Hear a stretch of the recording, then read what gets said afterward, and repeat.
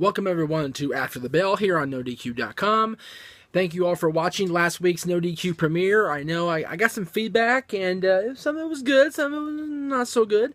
It occurred to me as I posted it to YouTube and then had Aaron edit it and post it to the main YouTube, I really didn't offer any opinions on last week's WWE television. I just kind of read the results and off I went. And chalk it up to nerves, chalk it up to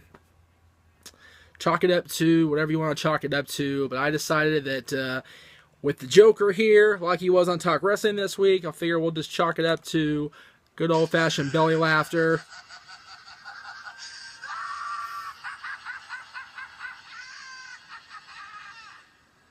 There you go.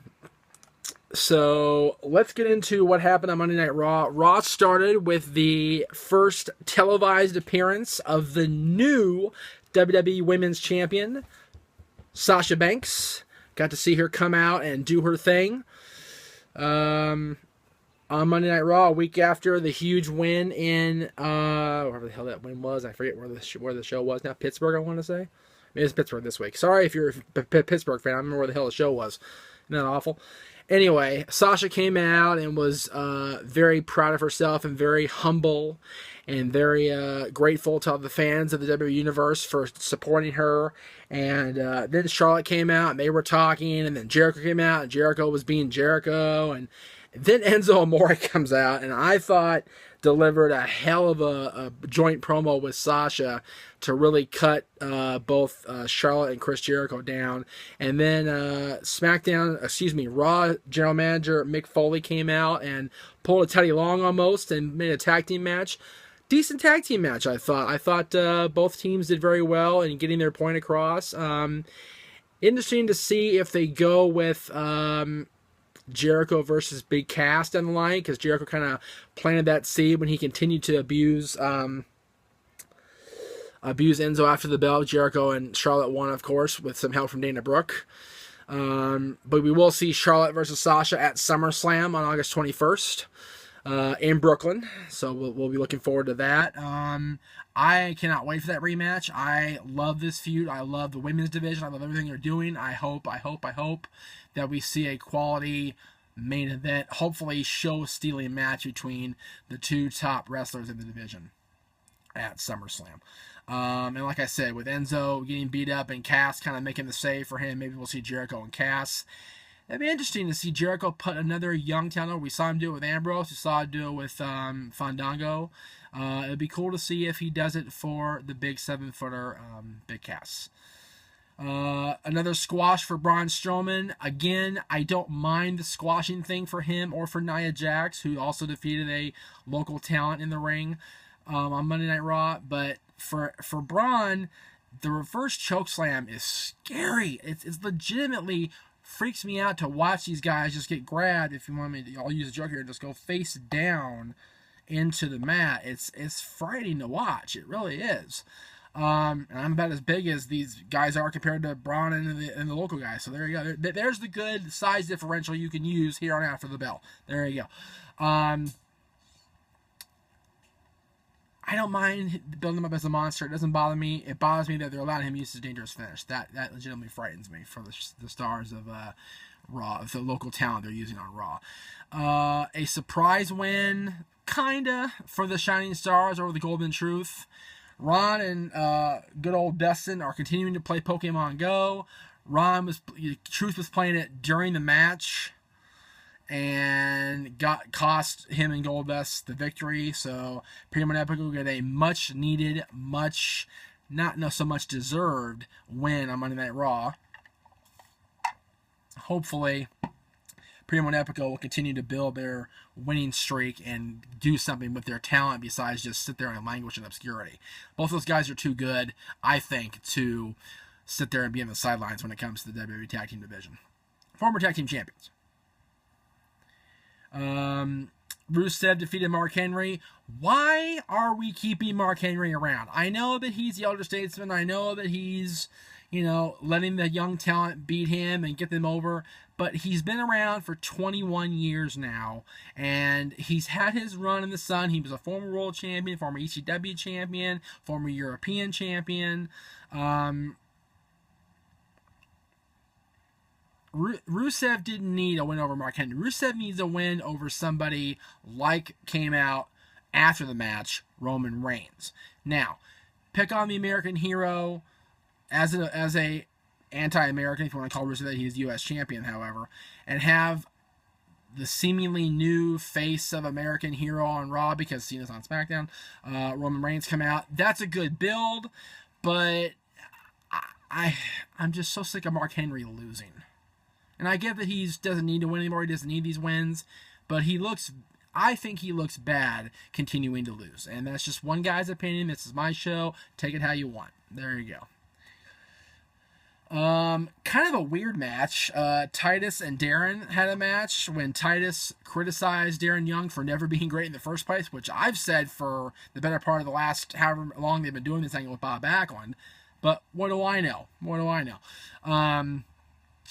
But Titus wins with a handful of trunks, and then backstage, Bob Backlund confronted him on the cheating, and Darren just laid Titus out for getting it back on his face. So we'll probably see this continue going into SummerSlam.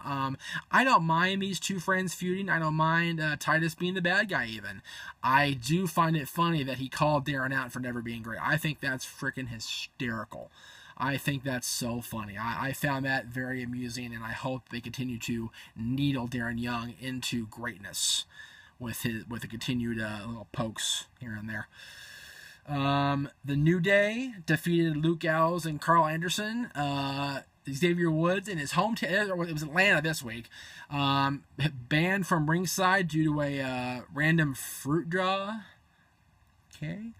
And then after the New Day got what they felt was a surprise, or what the club thought was a surprise win, the club just laid waste to all three of them, apparently injuring Big E in the process. So Big E is now out of the equation as we head to SummerSlam. Maybe like I said on Talk Wrestling, we will see Gallows Anderson become the new WWE Tag Team Champions in SummerSlam, going over the New Day, which is now at this point Xavier and Kofi.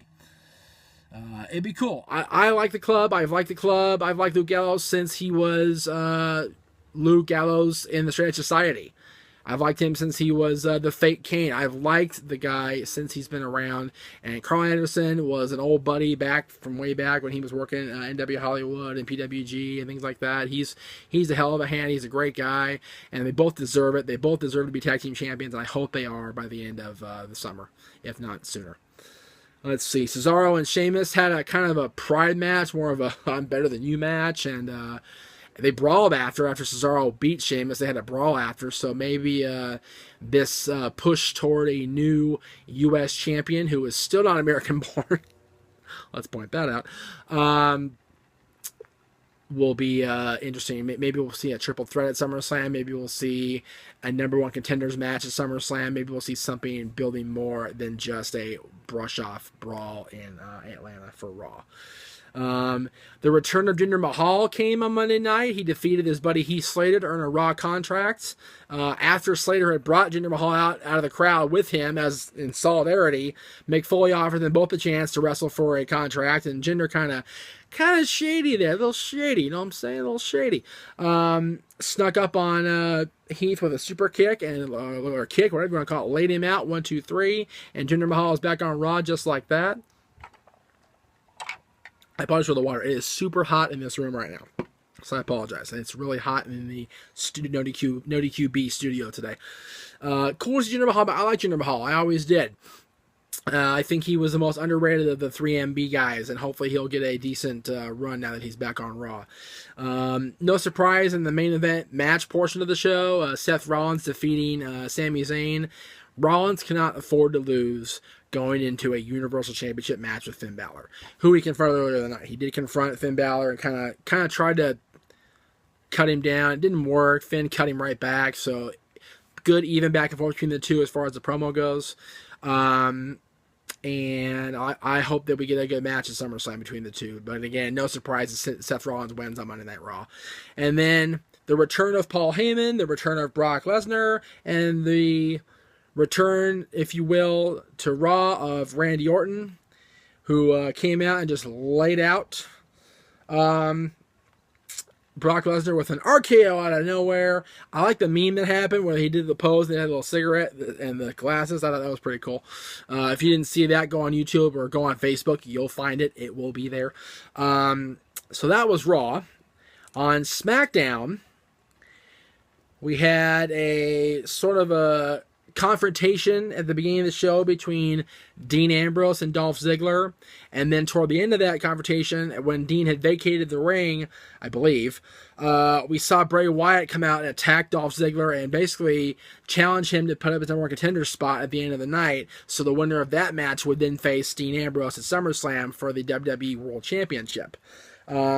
He goaded Dolph into it. Dolph, brazenly accepted it, went to Shane, went to Brian and said, okay, I'm doing this, and he did it.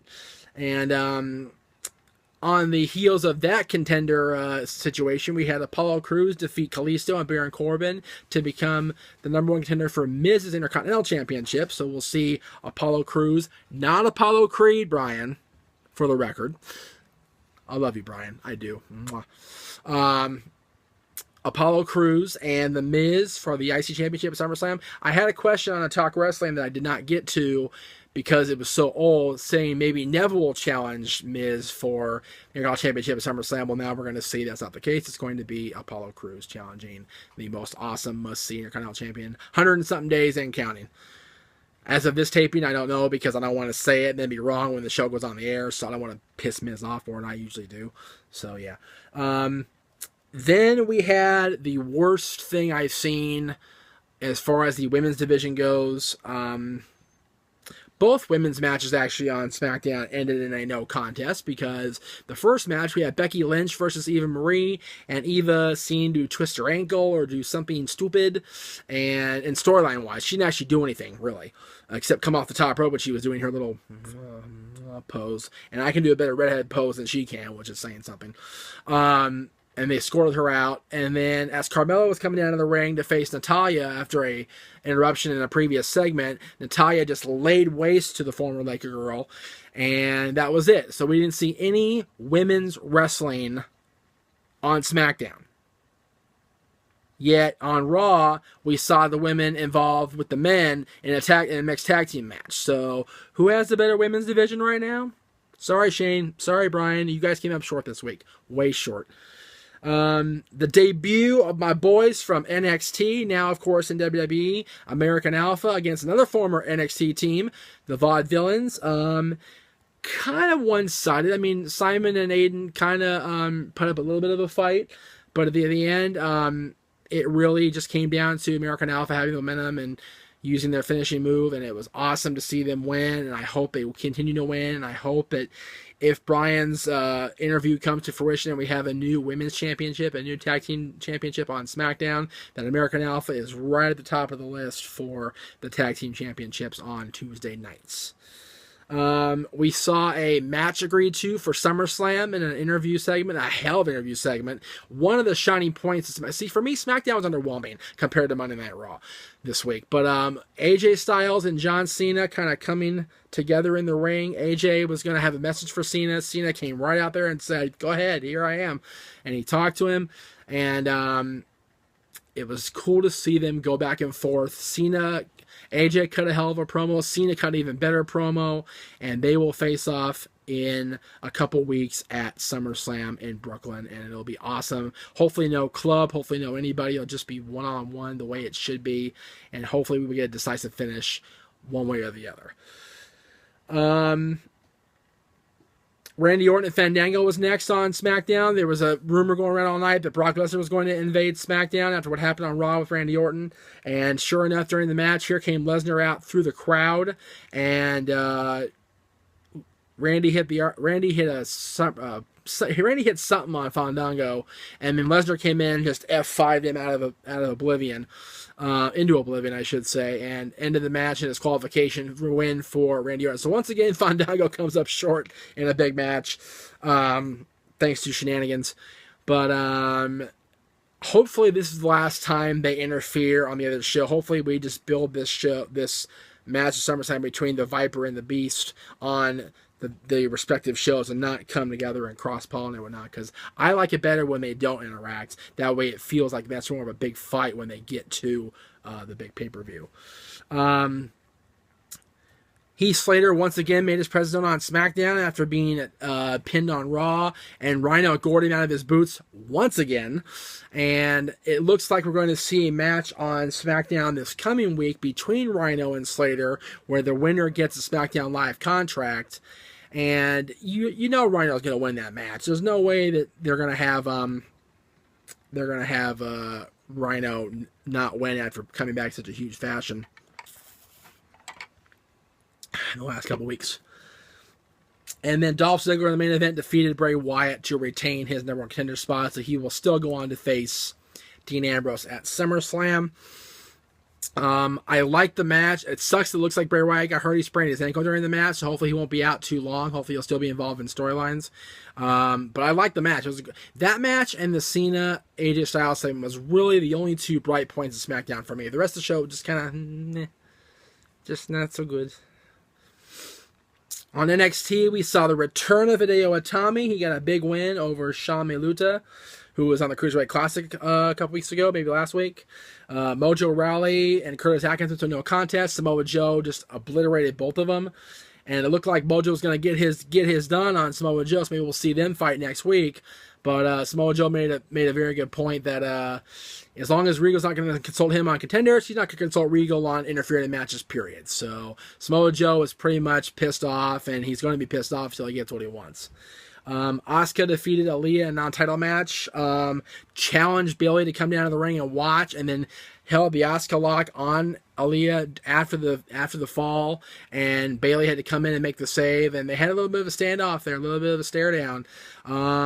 This match in Brooklyn, if it happens, it's going to be something extraordinary, and I hope for Bayley's sake she doesn't come up looking too short at the end of the deal. Bobby Roode made his first appearance on NXT television and cut everybody down, fans and everybody, saying that he was glorious and he will save NXT. He will bring gloriousness to NXT. We'll see what happens. And the Revival defeated TM61 in a non-title match, and then what we saw earlier in that, Tommaso Ciampa and Johnny Gargano, who I'm going to talk about in a minute, because good lord, they are an awesome match on the Cruiserweight Classic.